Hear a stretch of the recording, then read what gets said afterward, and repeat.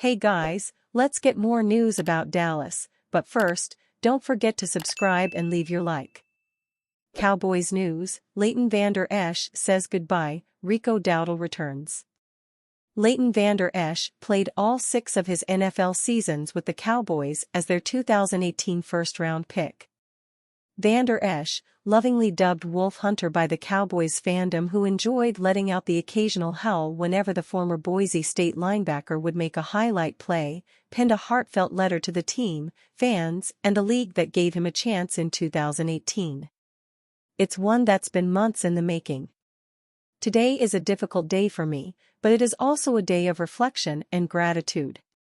Playing for the Jones family, Coach Garrett, McCarthy, Marinelli, Richard, DQ, Bloom, George, AD, and Scotty have been the best days of my life. My dream of playing for the Dallas Cowboys came to reality on April 26, 2018.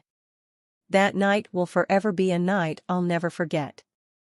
During my 6 years as a Cowboys player, I've always pursued success and winning football games, while preparing and training with the highest standards of competition, passion, and perseverance.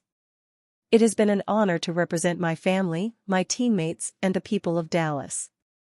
I realize that I am no longer able to adhere to the unwavering standard of excellence that professional football demands. I say this with a heavy heart, I am medically retiring from the NFL.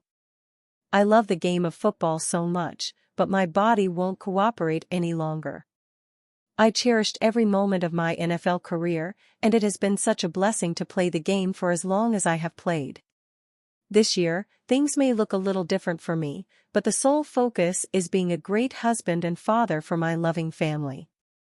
The Cowboys at least have some experience returning to the backfield, with Rico Dowdle re-signing on Monday. The departure of Tony Pollard in free agency left the Dallas Cowboys with a question mark at running back. Now they have come up with a solution, and while it is not the kind of splashy move that fans keep yearning for, it is a smart one. It was announced on Monday the Cowboys are re-signing Rico Dowdle. After fighting injuries early in his time with Dallas, Dowdle finally was able to contribute in 2023 when Ezekiel Elliott was no longer with the team. He moved to the RB2 role behind Pollard, and while he only amassed 361 yards in the 16 games he played, he had a respectable 4.1 yards per carry average. He also chipped in 144 yards on 17 catches, for a rather nice 8.5 yards per reception. This is shaping up to be another year when the Cowboys are going the, frugal route in free agency, and while the terms have not been released, Dowdle seems sure to fit that profile. The Cowboys clearly aren't interested in making big splashes, and it would be easy to choose letting Tyron Smith walk in free agency. And while bringing back the long snapper here, just to prove how frustrating the offseason has been for fans, this comes down to 2 choices. Linebacker Eric Kendricks is going to help teach that group the intricacies of Mike Zimmer's defense, but far more important will be the slot corner responsible for the myriad of coverage calls Zimmer will make.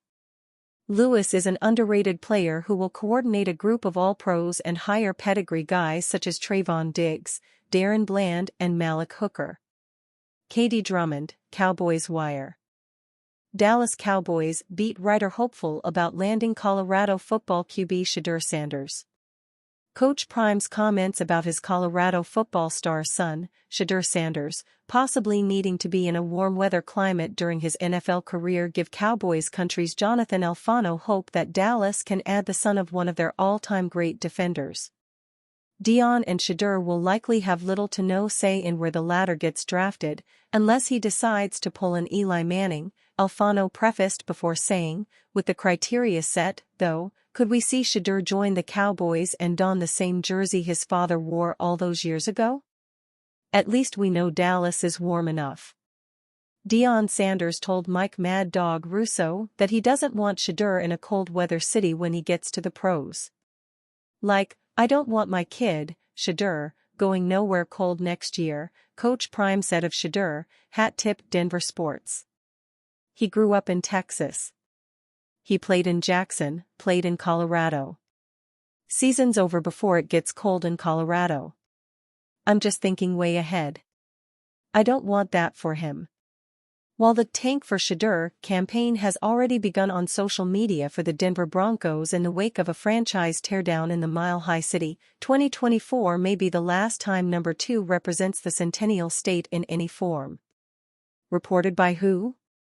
Reportedly, Albright prefaced before saying, "Someone tell me who reported this?" No one? If Coach Prime is to be believed, teams in the South and West Coast are the likeliest landing spot for Shedeur. Where he falls on the draft board because of it could be a several million-dollar question next year. Cowboys and Chase Young, too cheap to sign ex-Washington and 49ers rival?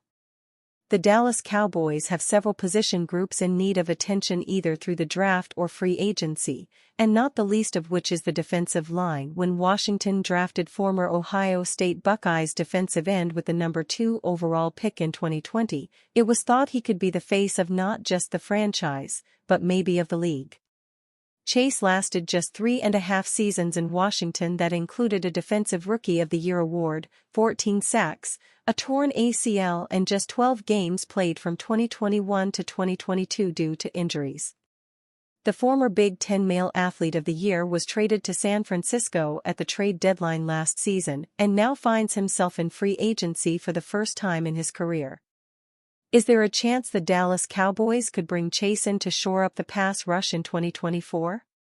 Pro Football Network thinks Chase would be a good fit in Dallas, but we see big problems and lots of nonsense here. Young being back in the NFC East would be excellent for his career as the New York Giants and Washington Commanders both have question marks at their tackle position, PFN wrote. With Mike Zimmer now at the helm of the Cowboys defense, he should have little problem getting as much out of Young as possible. It's why the 24-year-old would make a lot of sense for a Dallas defense that desperately needs an edge in 2024. Okay. What about the dollars? PFF is suggesting a 1-year prove-it deal without a number attached, but OverCap and Spotrac both project Young as a $13 mil guy. Which is it? And does it matter?